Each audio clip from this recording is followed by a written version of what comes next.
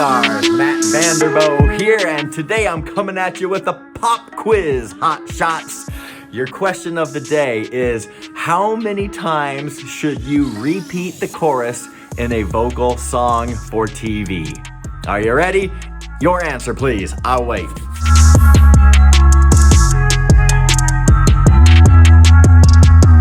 Okay, that's enough time. Did you answer with the number maybe 2, thinking that, oh, well, you've got your original chorus and you're going to repeat it twice for a total of 3 choruses? Or maybe you thought, well, just 3 choruses in general, so 3 was your answer? Or maybe you're a little more old school and thought, well, you've got your first 2 choruses, and then your last chorus, the third one, might be a double chorus, so that is 4 choruses.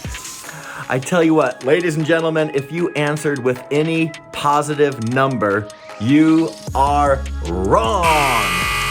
The correct answer to this question is 0. You should never repeat the choruses in your vocal songs if you are writing music for TV. Stick around for a few minutes and I will tell you why. So let's dive in. Woo! Okay, so that was a bit of a trick question, admittedly, and it's also a bit of a trick answer. So let's just jump into the question itself. I asked you how many times you should repeat a chorus in your song. Now, by repeat, I'm talking about just using the same exact arrangement that you had before and doing that arrangement for chorus number 2 and chorus number 3.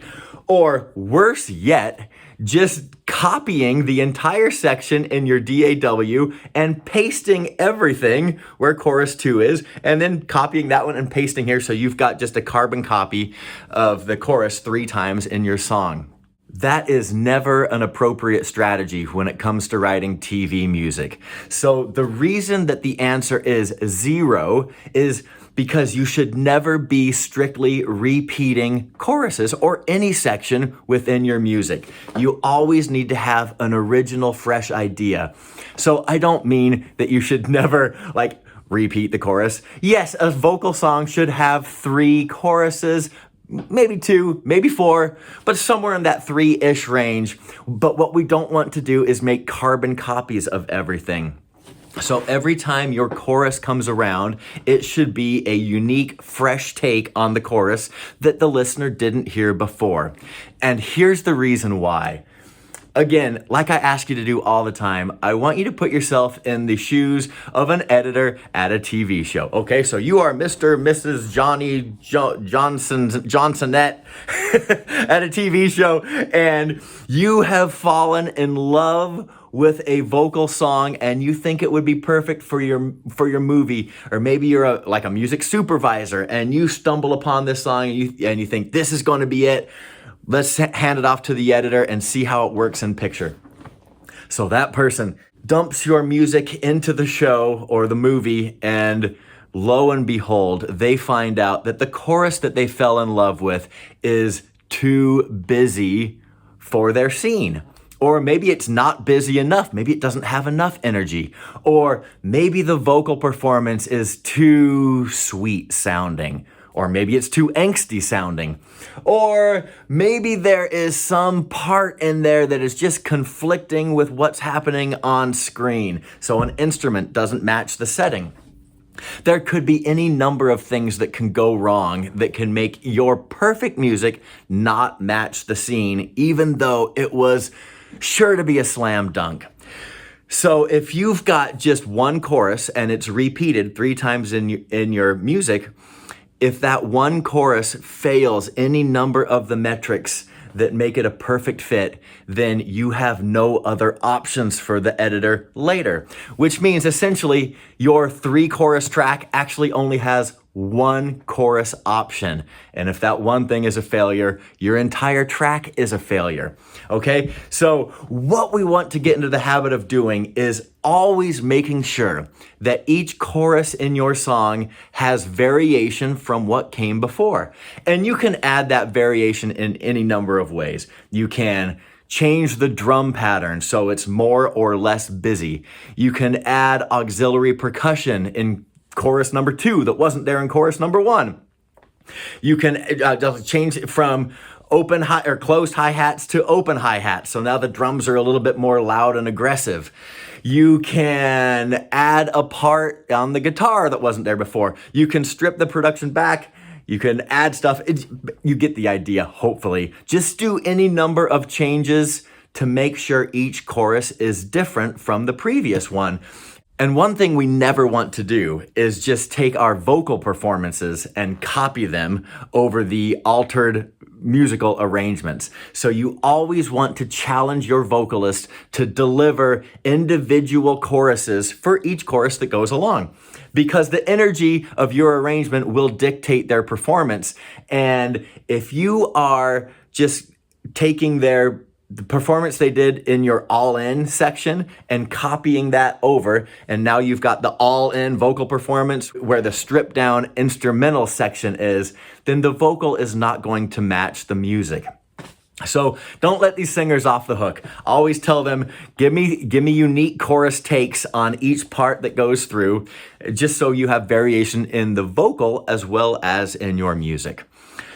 So I hope I haven't confused anybody. Hopefully that's crystal clear. We just want variation, okay? So if you've got 3 choruses in your song that are all unique, then you essentially have 3 different options for an editor to choose from. If chorus number 1 doesn't work, maybe chorus number 2 will. If chorus number 2 doesn't cut the mustard, maybe chorus number 3 will. Either way, you now have tripled or quadrupled your chances of landing that placement when someone actually gives your music a shot.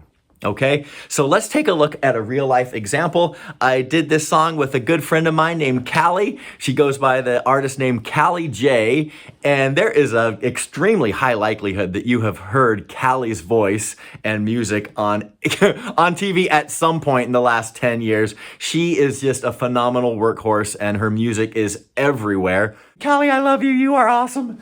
Let's take a listen to this song. So this one's going to start right off with the chorus.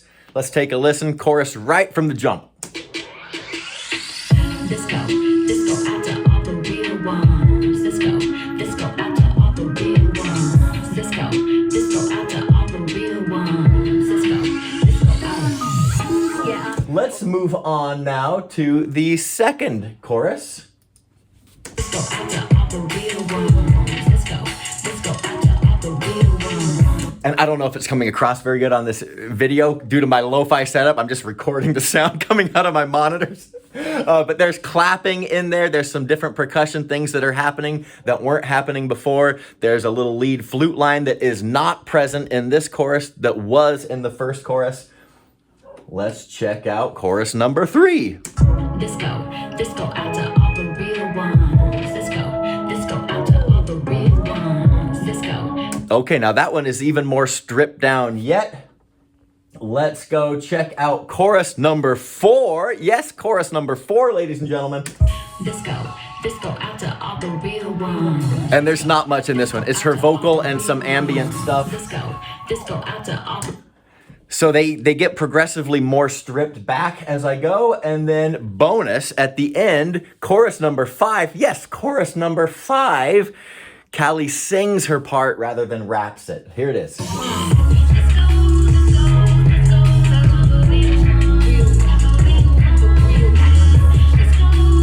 Okay, so we've got 5 choruses in this song, which clocks in at 2 minutes and 52 seconds. And each of those 5 choruses is night and day different from the chorus that came before. Okay, so hopefully you found this useful. Hopefully from here on out, you will always remember to make each chorus unique and distinct from the one that came before it, so you can increase your chances of getting your music on a TV show or on a movie. And hopefully this helps you land those placements to get that money, baby.